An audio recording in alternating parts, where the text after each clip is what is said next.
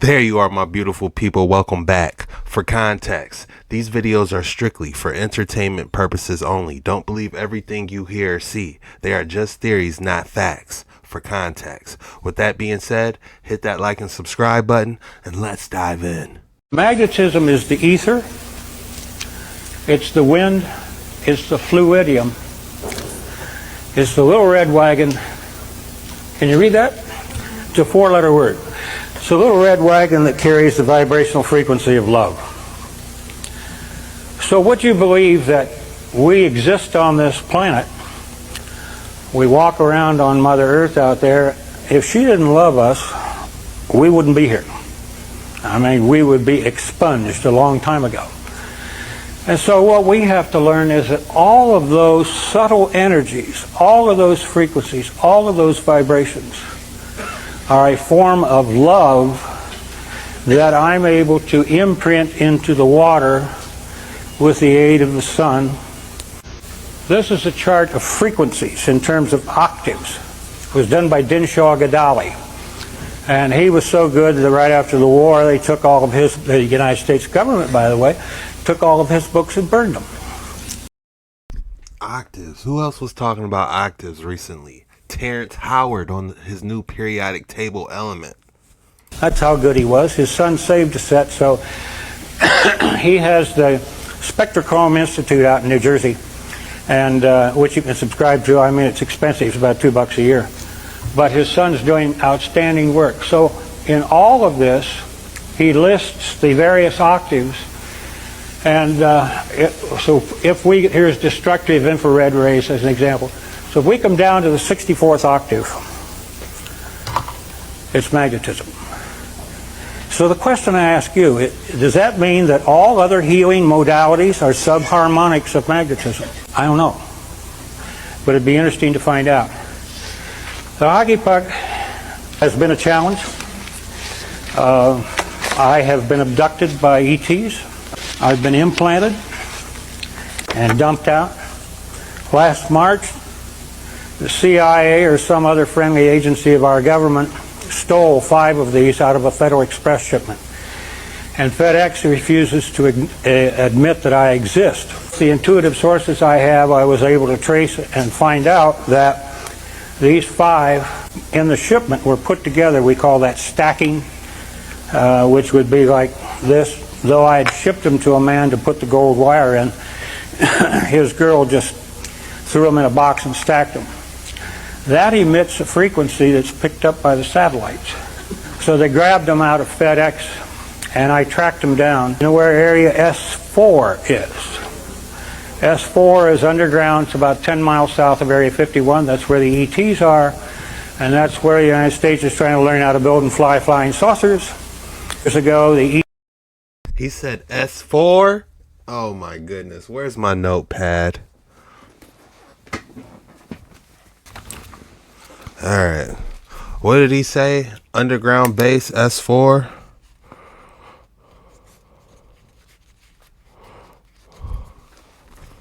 My handy dandy notepad, brand new. And I got this nice thick pen, easy grip. Look up S4 underground base. That's a dive. ETs swapped the United States technology on travel, meaning how to fly flying saucers, for technology or software, which means learning how to love. And the United States kind of gypped them on that deal.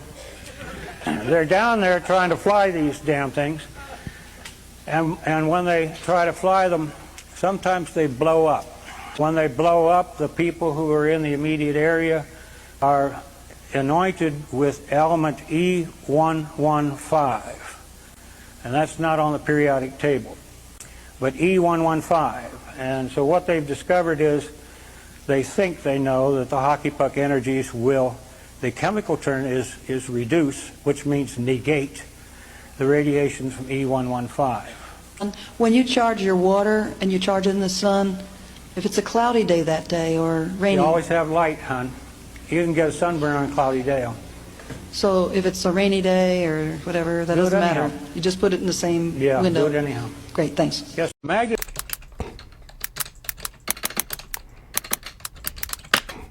Just to piggyback off that. Walter Russell's periodic table that he put together. Now you would compare that to Mendeleev's periodic table. You'll compare Walter Russell's to it, and you'll see something completely different. It's unwinding. Whoa. You'll see hydrogen sitting all the way over there by itself, but they don't show that hydrogen has the same tone as carbon. Same tone, same key of E. 40.5 hertz. The next one would be like 81 hertz. You go to silicon, it will double up and would be 162 hertz. You'll go to cobalt and it'll be 324 hertz. It's in that base. If you were to take the angles of incidence or the tones that they create, you know, their color, like you can turn color back into sound. It's the same wavelength. It's just twice as long or much longer. So all you have to do is keep dividing light by 2 and you'll ultimately get back to the audible sound of it, because there was a relationship between light and color, sound and tone, matter and shape. Walter Russell's periodic table that he put together. Now you would compare that to Mendeleev's periodic table. You'll compare Walter Russell's to it, and you'll see something completely different. It's unwinding. You'll see there's a relationship between hydrogen, carbon, silicon, cobalt, rhodium. They're all bonded. They're all sit as the middle point between two noble gases. So those things don't really exist. It's only one substance. Now the problem is the first thing that we're able to perceive is hydrogen. That's the first visible element, because before it is too dense for us to perceive it. But as you reach into the next octave, the carbon octave, and they call that a bisexual tone, because the carbon has 2 tones to it. It has a negative side and a positive side. Part where lithium behaves. Lithium is contractive. Beryllium is contractive. Boron is contractive. But the moment you get to carbon, you balance it out. It gets to a perfect balance, a plus and minus 4. So it's a double tone. Nitrogen is minus 3,1. Oxygen is minus 2. Fluorine is minus 1. Now the balance of this, all of those are mates. Fluorine and lithium naturally mate. If you have lithium bonded with any other element, the moment that fluorine is introduced, it will break all bonds violently so it can bond with fluorine. Same thing with beryllium and oxygen. That's why it's it. And what they've tried to keep from us. If you want to break water into its component parts of hydrogen and oxygen, all you have to do is introduce beryllium or the sound of beryllium. Oxygen will violently break away from any other thing, even hydrogen, to bond with that beryllium. Walter Russell's periodic table that he... You know, they tried to say Terrence Howard was crazy, you know? And the rabbit hole goes even deeper on Walter Russell's Fibonacci sequence periodic table. So most people have seen this one, and most people have not seen this one. Let's talk about it. Specifically, what was Terrence Howard trying to say on Joe Rogan? This is about flow. It's about vibration. It's all one thing vibrating at different speeds, all one energy. And this is some bullshit. It's all about separation, neat little boxes. Each part of the spiral is an octave. If you know anything about music or music theory, it's one song, but different notes, different frequencies. It's important to note that this is highly theoretical and not accepted by mainstream science, but I like it. What they're saying is that if you know the frequency of an element, you can transmute other elements into other elements. This is basically cold fusion, LENR. They also say that gravity is not itself a fundamental force. It's also a sort of vibration in some sense. So my question is this: if we can understand this, if this is real and we can master it, what can we do good for the world?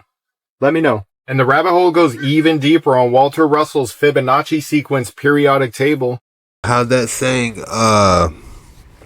Nikola Tesla said, if you want to find the secrets of the universe, you have to think in terms of vibration, frequency, and energy. Now, I want to see what that underground bass, S4, is talking about. Why does S4 have no map? because it would exist. Buried deep in the Nevada desert, this is the base insiders call the real vault of alien secrets. Forget Area 51. That's the tourist attraction, the shiny distraction. S4 is the locked basement, hidden right beside Groom Lake and guarded tighter than the White House. The whispers say 5 underground levels. On level 3, saucers stored in hangars. On level 4, bodies that don't look human. On level 5, experiments no one wants to describe out loud. Every hallway sealed with retina scans. Every worker moving under code names. No personal phones, no paper trails. Some say engineers there reverse-engineered propulsion systems not from Earth. Gravity drives. Materials that can't be cut. Crafts that bend radar like paper. Technology decades ahead of us, locked underground where the public will never see. And here's the thing. If Area 51 is on the map but S4 refuses to exist, what else could be waiting down there in the dark? Why does S4 have no map? Because it... S4. That's exciting. Black Hawk helicopter heading toward S4 base southwest of Area 51.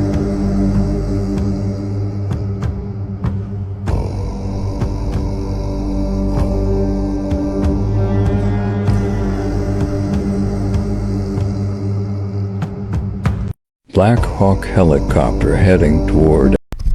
Where's the lake? I thought he said Groom Lake, but that might be another name for it.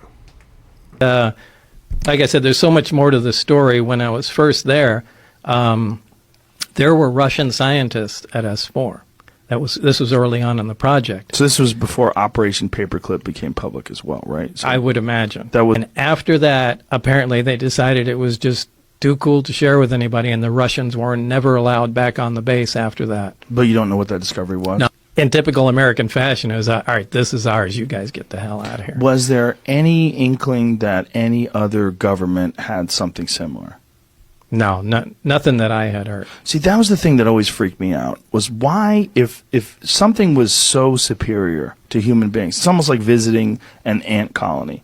And, like I said, there's so much more to the story. When sketch of the S4 base. From Bob's point of view, it depicts the actual test. This is Bob Lazar's recent original S4 base. From Bob's point of view, it depicts the actual test flight he was present for at the Area 51/S4 base in early 1989. Now this is how it would look if we were there with him. This is Bob Lazar's recent original sketch of the S4 base. If you're enjoying this type of content, be sure to hit that like and subscribe button. It helps the channel out, it helps us grow, helps the algorithm get this out to more like-minded people, and I just want to say thank you for your support. Now let's dive straight back into these waters. Astonishing moment, mysterious green UFO streaks over Moscow.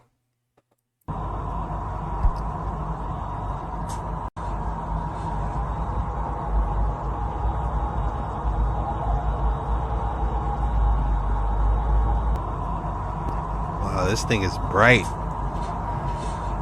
If it didn't disperse in the air, you almost could go to where it's about to land at. What is it? Look at this shit. What the f? Why ain't that in my life, boy? Is it falling? Bro, that ain't no normal shit. But is it falling? No.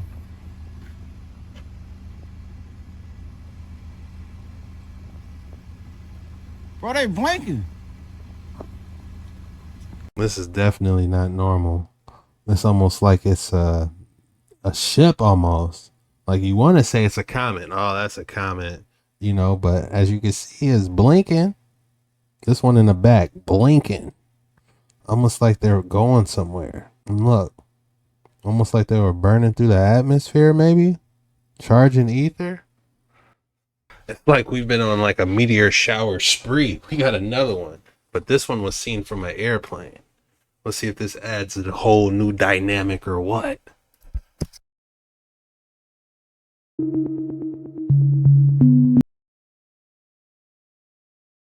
Did they just appear out of thin air or? Interesting.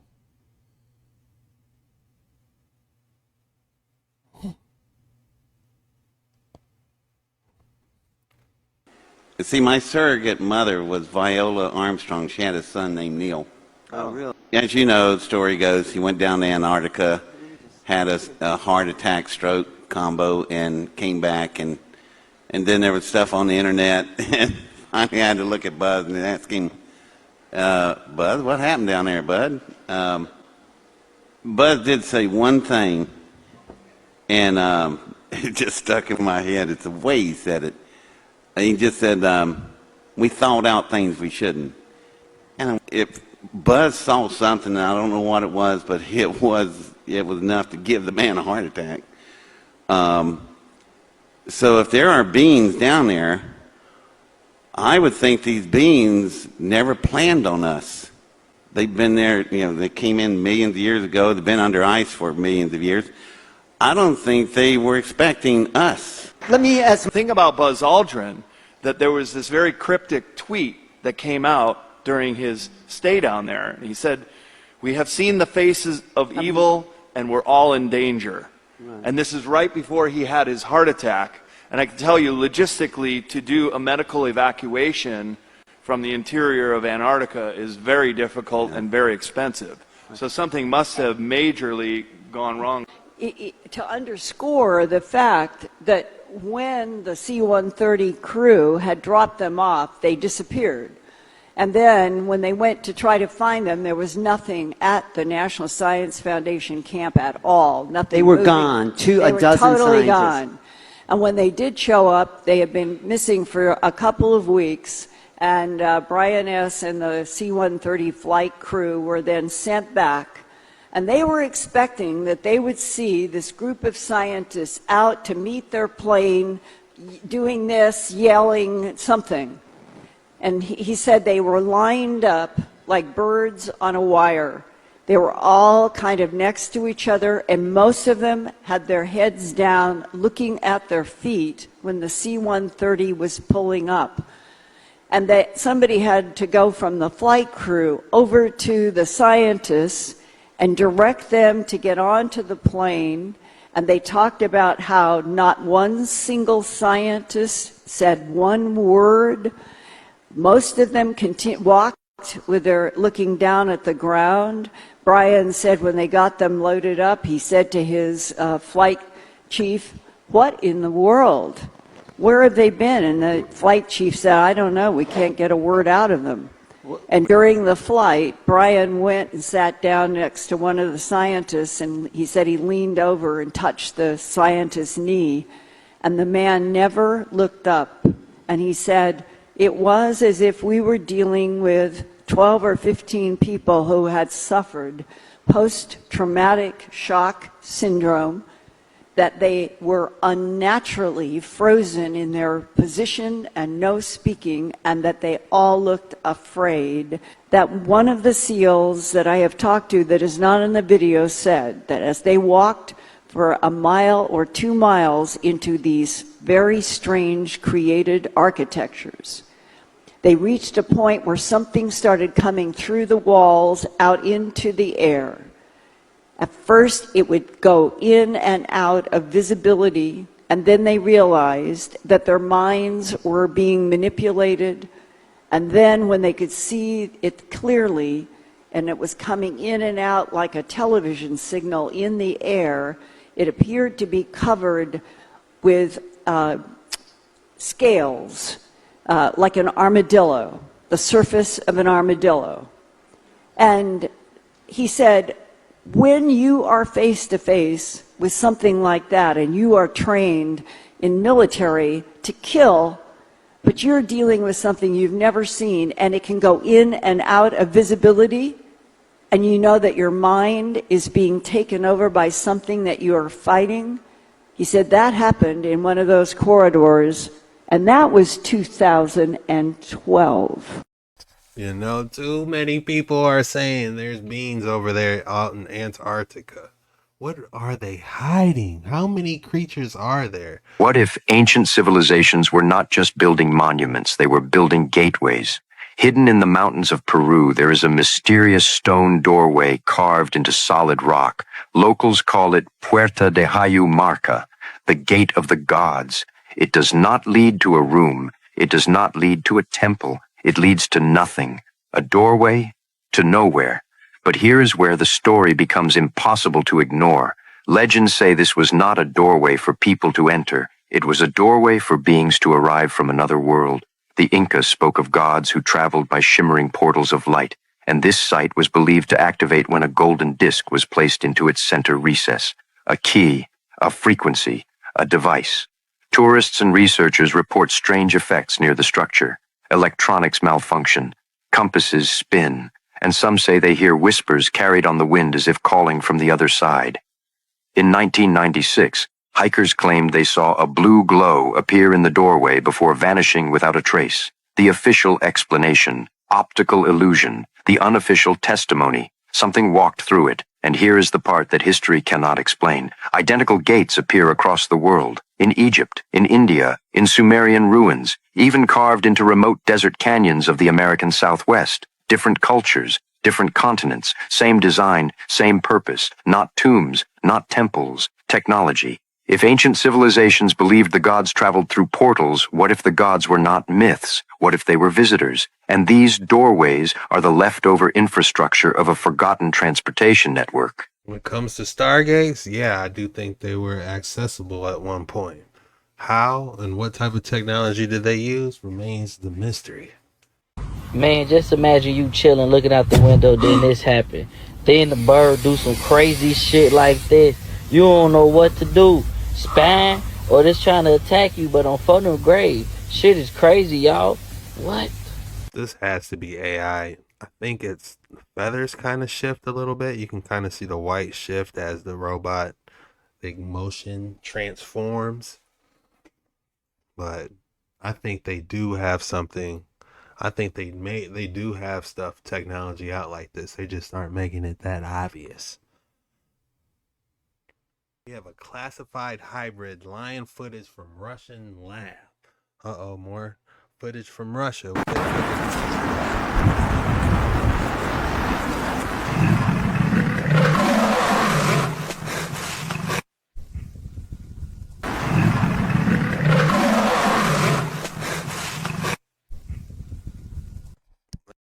That thing definitely didn't sound natural.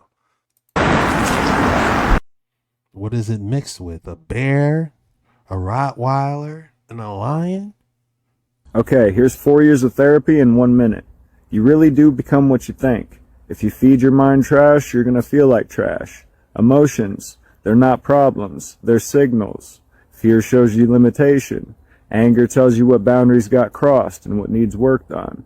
Anxiety means that you're stuck in the future, and if you're depressed, it's because you're stuck in the past. It's a reminder to come back to the present. Motivation won't change your life, but habits will. When you change your habits, everything shifts. Your past, that's a chapter, not your whole story. Learn from it, but don't live there. When someone triggers you, pause, because that's a mirror showing you what's still unhealed inside of you. Control is a total illusion. The only real power that you have in this is you and your choices. And at the end of the day, it's very simple. Your thoughts shape your habits, and those build you. And your choices define you. Love you guys. Peace out.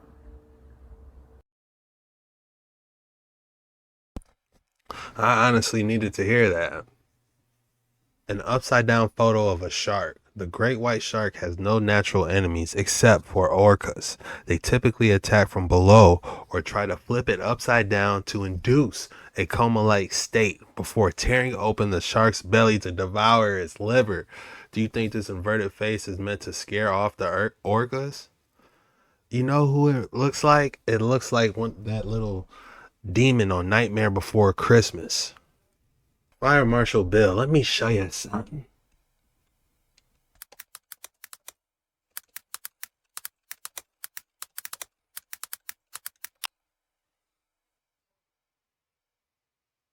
Yeah, this dude. Look at that. Look at this dude on the left. There's 3 of them. But look at the one right above me. And look at this. Look at this. Now, this. You see it? Crazy, huh? In modern Jewish history, and it begins with 3 words. Dear Lord Rothschild. Dear Lord Rothschild, I have much pleasure in conveying to you, on behalf of His Majesty's government, the following declaration of sympathy with Jewish Zionist aspirations, which has been submitted to and approved by the Cabinet. Why was it that this letter was sent by the Foreign Secretary to your great-uncle Walter?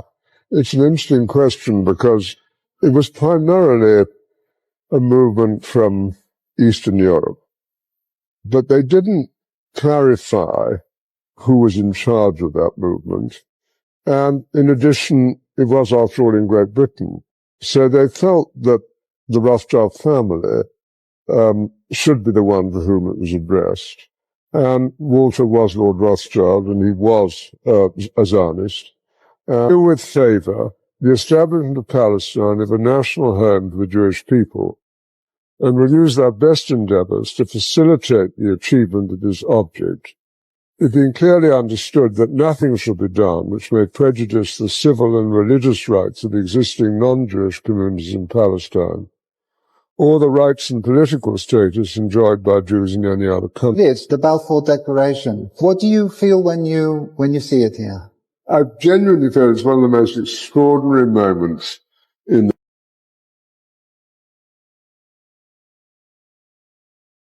the in modern. It hosted Masonic gatherings. This door is embedded in there. They even cemented this. Why? Just rolling right up. I think it was called the Grand Lodge, because it was like an important one. There's gotta be some way in around here. Well, this would have been a way in. They cemented it. See, if Dan could fit in here, I'm good. Oh. Watch out, there's glass in the top of this slab. Okay. How the heck did you get in here? That It looks like we're starting this off right in the dining hall. Or, I'm assuming. I just love it too, because it's posted right up. Still, it could have been in for 100 years, sitting there for all we know. You know, you got the gold trim up there on the side. I mean, they probably did some serious meetings here back in the day. The Freemasons.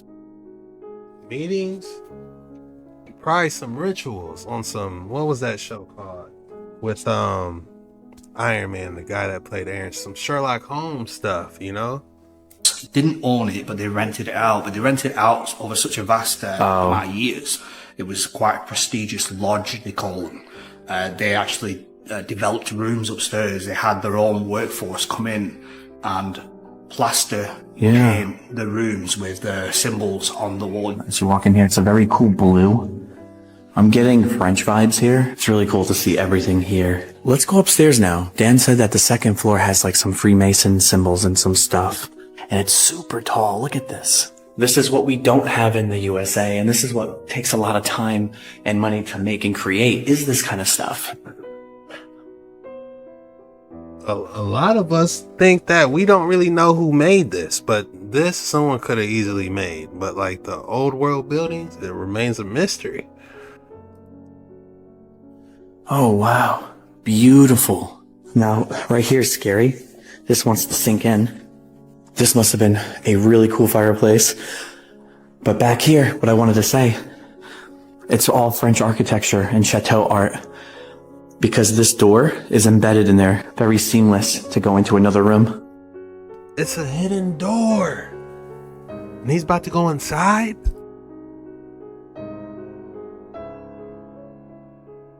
It's one of the Freemason rooms. But Freemason, how you know? The symbol over there. Where is it? Oh, right. Yeah, literally, huh? Look at that. It's all these little things that make it cool. This is for the servant's side. Yeah.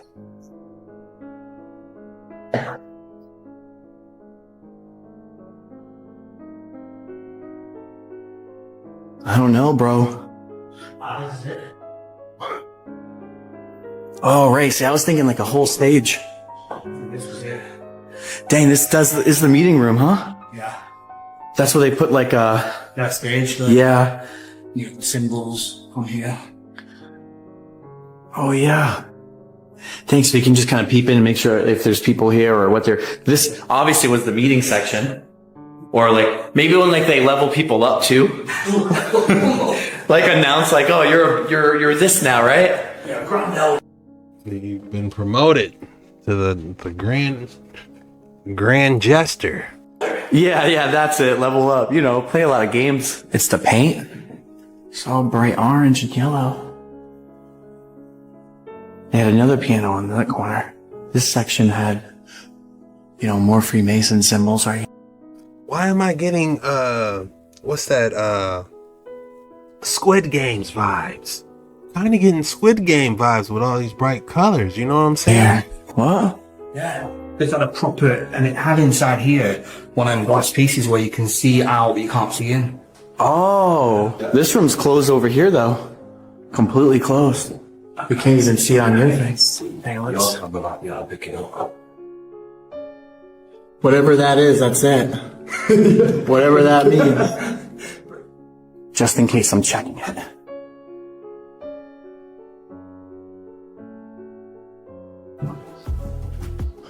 Oh, all right. Look at this room. See, I would have missed. How many rooms are in this place? Like, I've counted at least 10. I want to see the outside. Like, how big is it? If I didn't come up here. They had a real good stage. Dang, look at that carpet. This looks like they level you up here. They even cemented this. Why? What's up with that? We need to see what's behind door number 1. And that. Where do those go?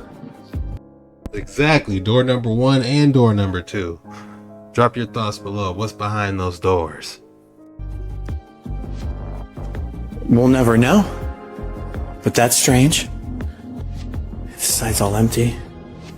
But yeah, wow, this is a cool room. Alright, explorers, we are done here at Wooten Hall. I thought this place was super sick. You got the paintings, you got the spooky Freemason stuff going on, and you got the sick outside and some funny bits in it. It hosted Masonic gatherings. Oh, there it was.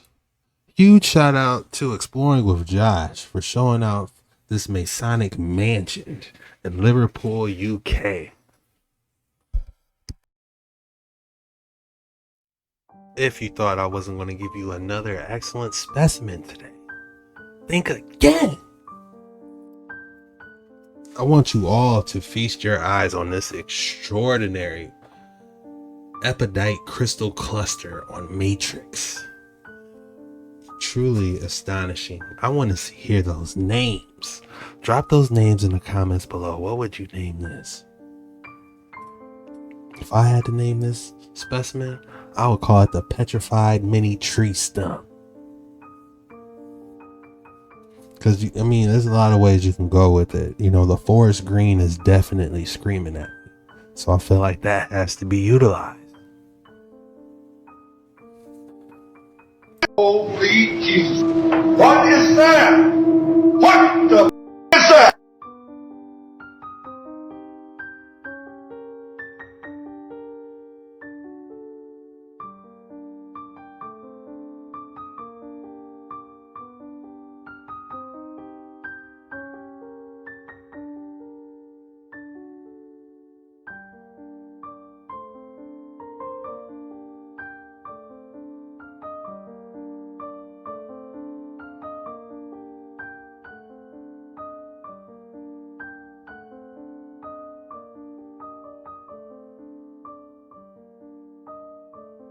It's like it's Russian, I believe.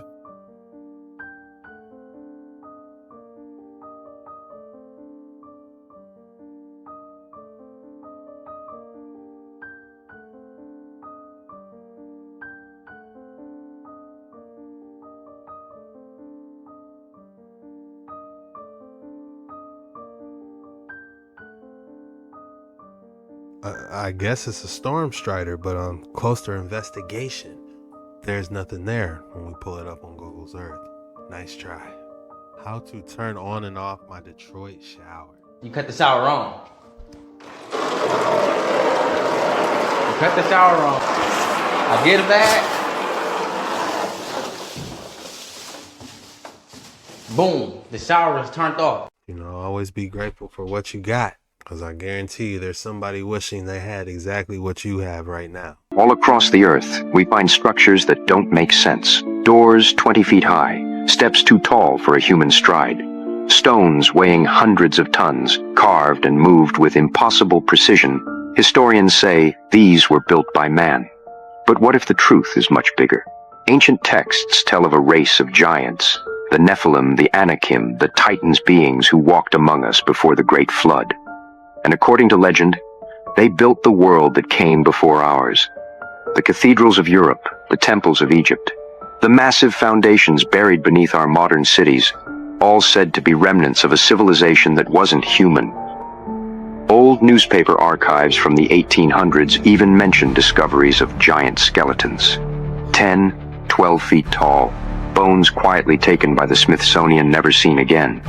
Look at the architecture of the old world, the grand arches, the enormous windows, the doors built for something far taller than we are. It's as if we inherited a world made for giants, and we've been living in their ruins ever since. If this is true, it would mean history was rewritten, that after the cataclysm, after the mud flood, humanity rebuilt on top of a world that once belonged to another race. Maybe the truth about the giants was never lost. Maybe it was buried, because if we knew who really built the old world, we might start asking questions we're not supposed to. Exactly how many resets happened? What type of events were there? Some people speak of ancient angelic wars that might have popped off on Earth. Could there be evidence of burned civilizations to be a testimony to that? The Shell Grotto of Margate is a mysterious passageway lined with an estimated 4.6 million seashells, arranged in intricate geometric and symbolic patterns that shimmer in the dim light like a mosaic of living coral. Discovered in 1835 by pure accident, its origins, purpose, and builders remain completely unknown. No document, record, or local legend predating its discovery gives even a hint that it existed. The story of its revelation is as strange as the place itself. A local man named James Newlove was digging a duck pond in his garden when his son fell through a hole that opened beneath the ground. When Newlove lowered a lamp and followed, he found a passage winding deep into the earth, its walls and ceilings entirely coated with seashells, all pressed into a thin layer of plaster. What he had entered was a subterranean temple of sorts. A 70-foot winding tunnel leading to a rectangular central chamber with a domed roof and a small altar-like niche. To this day, no one knows who created it or when. The Shell Grotto, but it's kind of giving me cathedral vibes, like how the cylindrical ceiling looks. Like they'll almost put the same effort into cathedrals. And all these shells plastered or however they're put on there, that took some time. Lots of time and lots of seashells. Where did they get all the seashells? That's a question too. Drop your thoughts in the comments below. I love hearing what you guys got to say, honestly. Guys, this is insane. This is a beam of electrons that is being kept going around in a circle using magnetic fields. Here's a side view so you can see it's going in a circle. If I give the electrons some initial velocity to the left, you can see they actually go in this spiral pattern. This is insane. Electrons actually move in a helix under a uniform magnetic field if they have some sideways velocity. And then from the front, look at that. Look at that beautiful helix. You can control the motion of charged particles using magnetic fields. This is one of the coolest things ever. Now if I twist it back, you can make it go back to a almost exact circle. And that only happens when the velocity of the electrons is exactly perpendicular to the magnetic field which goes in and out. Now if I turn off the magnetic field, you will see the electrons will just fly off in a straight line. Let's see. See that? And then I turn back it up. Look at that. That's just beautiful. Guys. Interesting. It almost looks like it's in some sort of dome. This reminds me about the video we did a couple days ago where we're talking about Black Rock being a vortex in the middle of the ocean. How cool would it be if this was like a toroidal energy going over Black Rock and it slowly, was siphoning in the water and the magnetic energy? Because we all know what torus fields do, right? What if the Earth was a giant toroidal field, and it used the same magnetism used in this experiment to produce that vortex somehow. How crazy would that be? I mean, it is in the dome. Drop your thoughts in the comments below, man. I think we're getting closer and closer every day the more videos we watch. Talk to me. Speaking about Black Rock, could it be a possibility that it was a giant world tree as well? Now I tell you, these gigantic tree stumps are everywhere. This island was not created by something volcanic, because this people is a giant tree stump. Just look at the tree rings and tell me, why do they look like they're magnified 1,000 times? And whether we choose to believe it or not, there was a world of giants at one time. Many of you are asking me once again how such photographs could have possibly been taken, questioning the year, how they were able to hold still for the photos, as well as the means of their capture. To start, all of these photos were taken within the walls of St. George's Keep, a perilous dungeon of monsters run by the Sons of Man, a secret Catholic order dating back to the Crusades. These beasts were all locked in place either by conventional chains or some by magic binding sigils to hold them. Now, while 19th century camera equipment was primitive by today's means, by the mid to late 1800s, it was very possible to take a photo in just a couple seconds. And of course, the vast wealth and power of the Catholic Church afforded them technology, undreamed to others even during the era, leaving only the question of these monsters' capture. The answer lying in the Paladin Order of Charlemagne, a 1,000-year brotherhood that stood into the late 1800s. Magically imbued, superpowered knights dating back to the Holy Roman Empire. These wholly empowered super warriors were able to capture the various monstrosities and bring them to the keep for study. My ancestor Harold Oldry, a hunter of the Sons of Man, collected these photographs into an album and kept it, passing it down through various generations of the family, as well as some of their supernatural allies, until it eventually found its way to me, and by extension all of you. Many of you are asking me once again how. I'm not too sure if these photos are actually real, but man, this would make an excellent Netflix series. You know, they would go crazy with this. I would watch it. It'd be like some type of like Van Helsing series. I would love that, actually. Elon Musk said something so shocking at this event. The audience must be completely clueless for them to go along with this rather than start heckling and saying, what the Sam Dam are you thinking? Listen to this interview or this clip. It's absolutely shocking, and we're going to unpack it.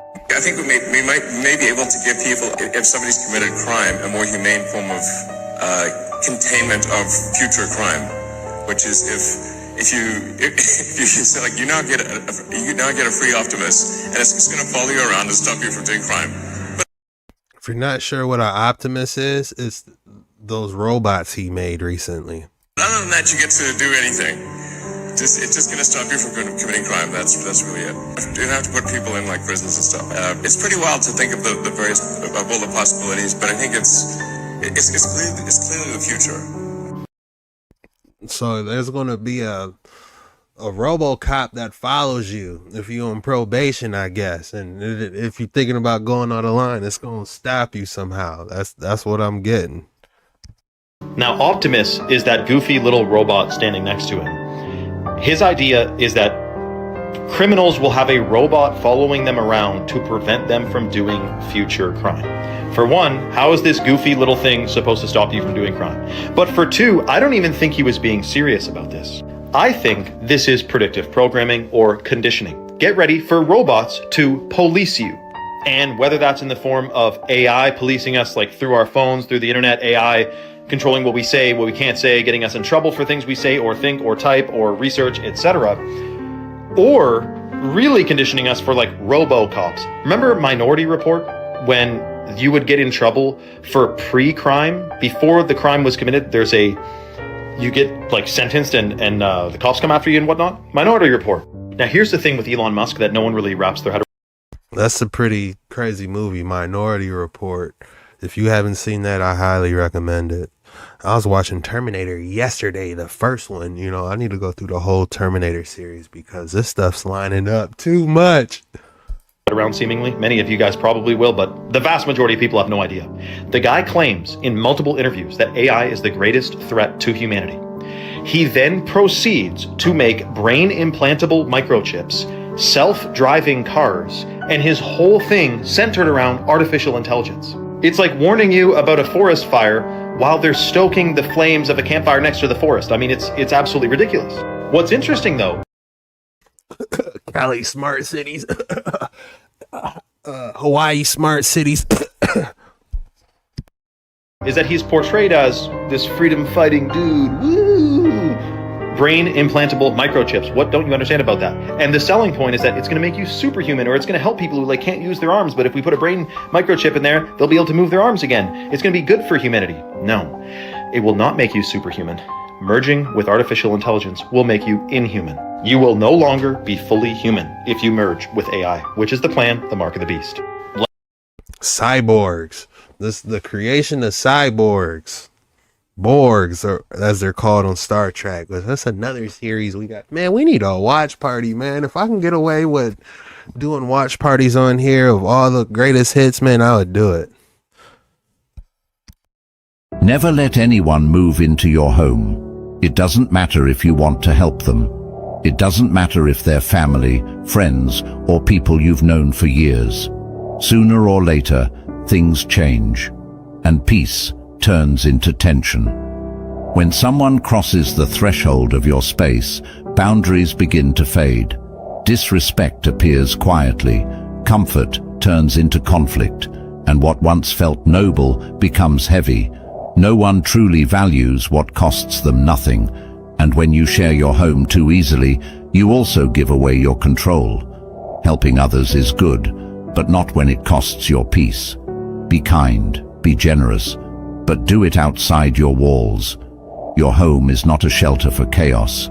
It's a sanctuary for your spirit. It's where your mind rests and your soul recovers. Protect it, because the moment you let others live where your peace was built, you invite storms into the place meant for calm. And here comes the most important part. Your home is sacred. Protect it like your soul. Once its peace is broken, it's never the same again. Never let anyone move into your home. That is controversial, if you ask me. It's either you love it or you hate it. You know, it makes a lot of sense, but it also is, how's that saying go? You know, it's however big your heart is that's how much room you have in your house. You know, some people genuinely need help for a little bit, and some people do take advantage of that. But at the same time, let me know your guys' thoughts in the comments below. Do you agree with this 100%? Or do people deserve a second chance? Is it worth the storm you have to go through to help somebody? Or it might not even be a storm at all. It might be a peaceful transitioning into helping somebody genuinely. You know, that doesn't talk about people going through bad breakups, losing their jobs, you know, or even your parents. You know, you just don't want them to go into a nursing home. You know, sometimes it's worth the storm, or even, like I said, bring you even closer. It might be worth a little bit of storm just knowing that your mom isn't in a nursing home, or a family member's out on the streets just walking and sleeping, you know?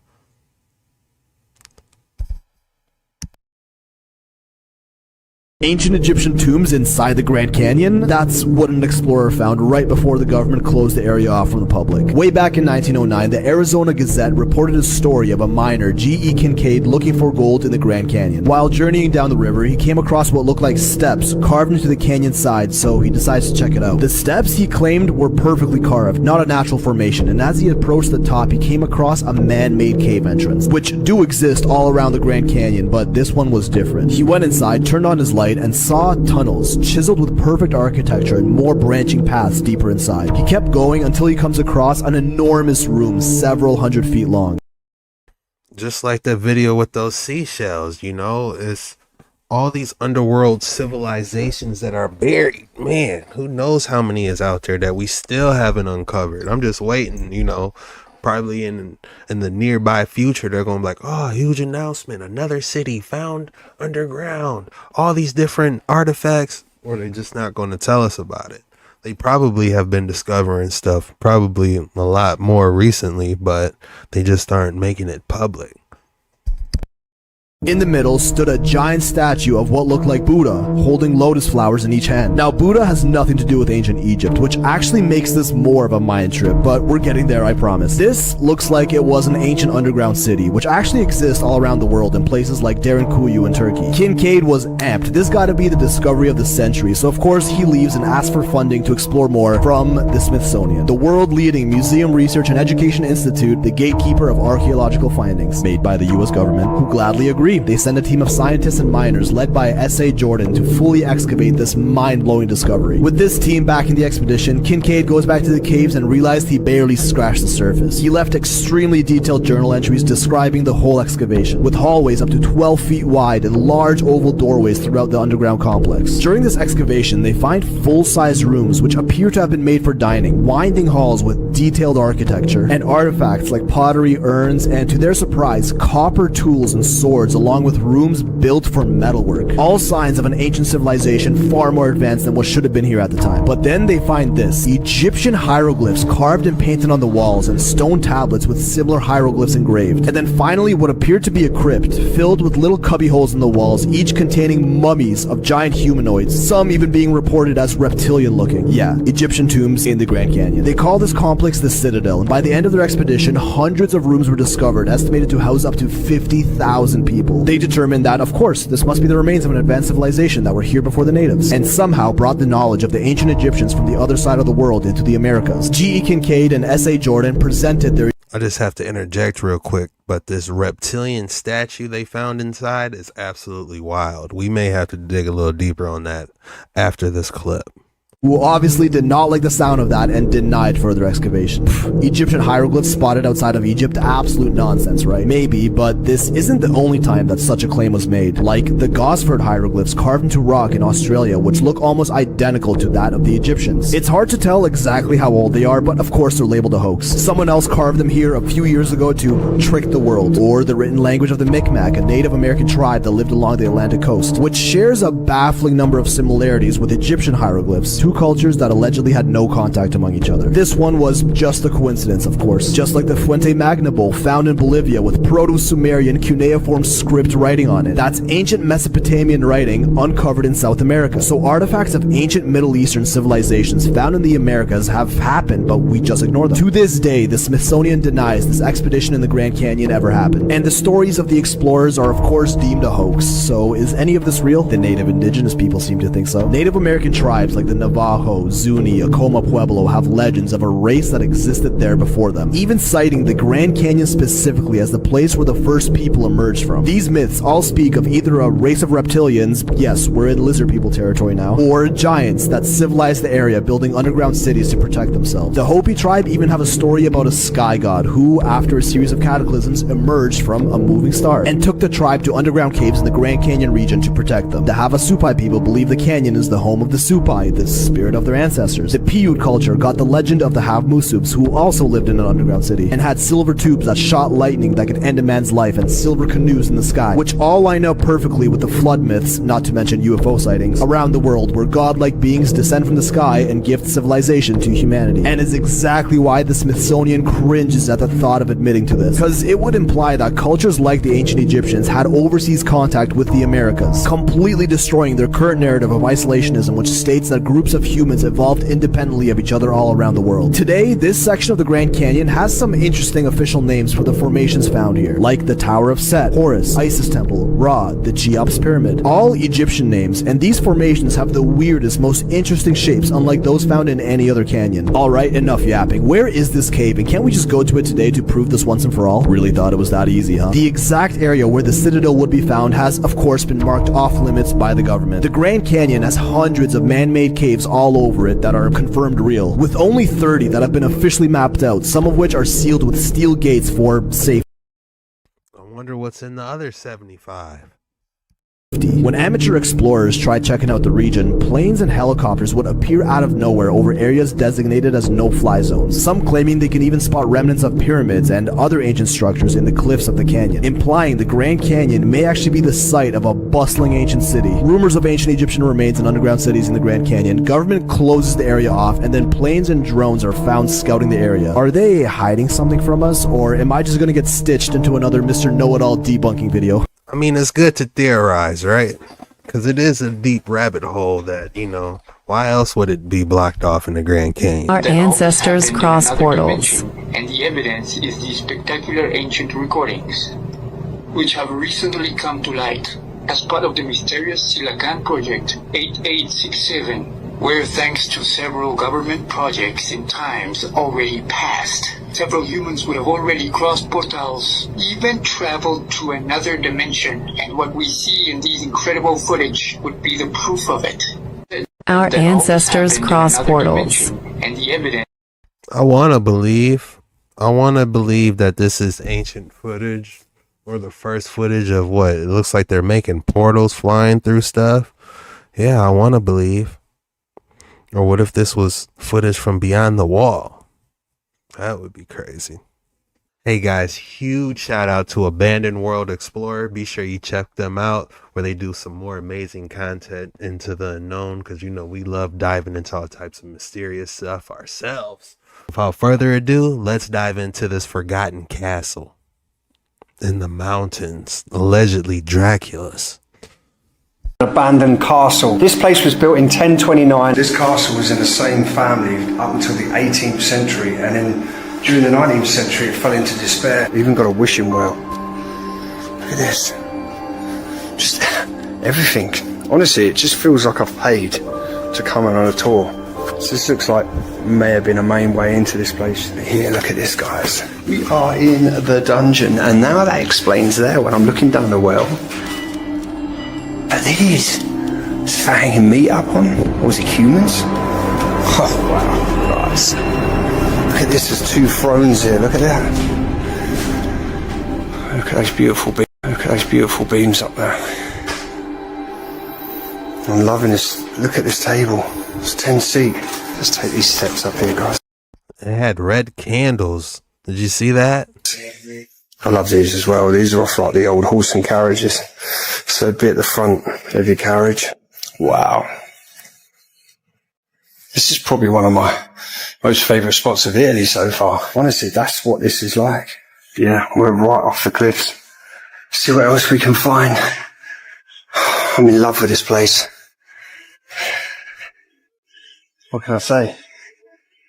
I'm impressed. Big time impressed. It's like it's maybe a bit you can stay in, I'm not sure. Oh no. Guys, look at this. Come on. It's even got its own little chapel. I can't believe how much stuff is literally left behind here. This is a very beautiful painting. It's almost like someone's still living there. And here we've got, oh wow, I know exactly what this is. This is to raise the old door. Okay, we're going Oh, it's like a drawbridge. This is insane. up to the wall, guys. So if we were under attack now, the soldiers would be rushing up here.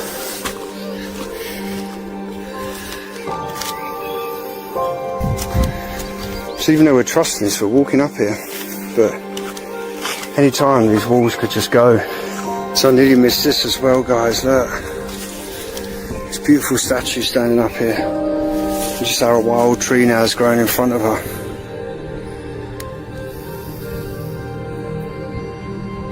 Bro, they must have filmed the movie here. Like, You could easily film a movie here. It's so bizarre. What is this section here? Right here. Near enough 5 years now this place has been left. But it's still very clean in here, to be fair. And this is what I'm talking about. So this was pretty much how it looked as a ruin. Fully all overgrown. Wow.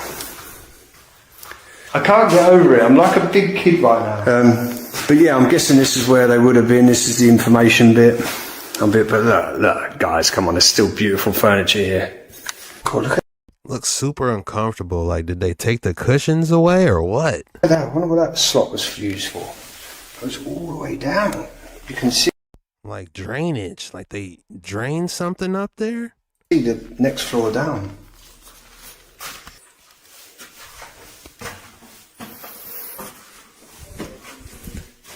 Oh!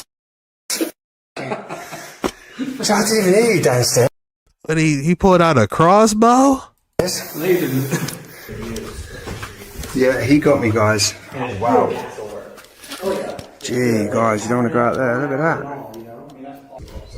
I literally feel like I could give up my life back at home in UK, in the south, and live right here. Look at it, though. No 5G hitting you, fresh air. You know, it's not hard to imagine. I get it. This place needs saving. It really does. I mean, we must be so bloody high right now. Wow. Let's just go this way, or? It does.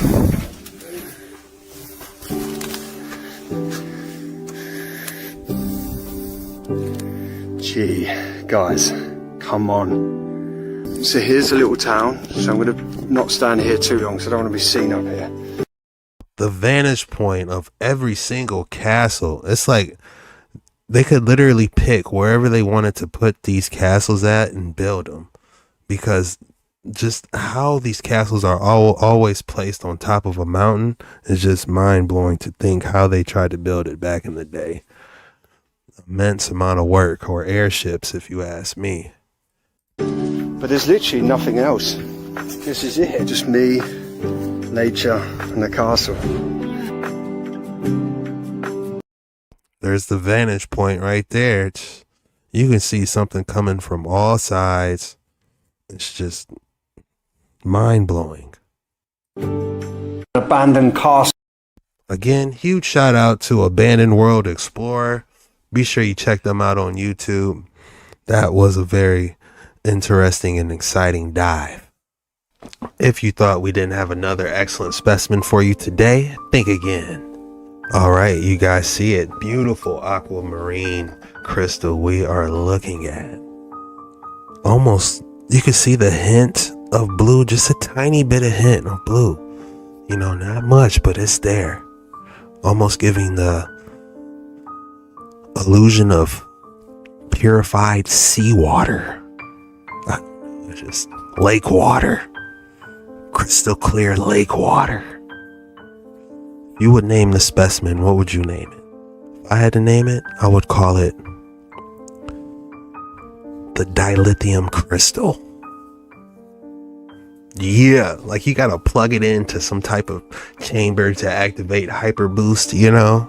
That's just what I'm getting from looking at, man. That's all we got for today's video. If you made it this far, the code word for today is S4. Go ahead and drop S4 in the comments below. When you do that, that lets me know you made it all the way through the video and you really rock with your boy.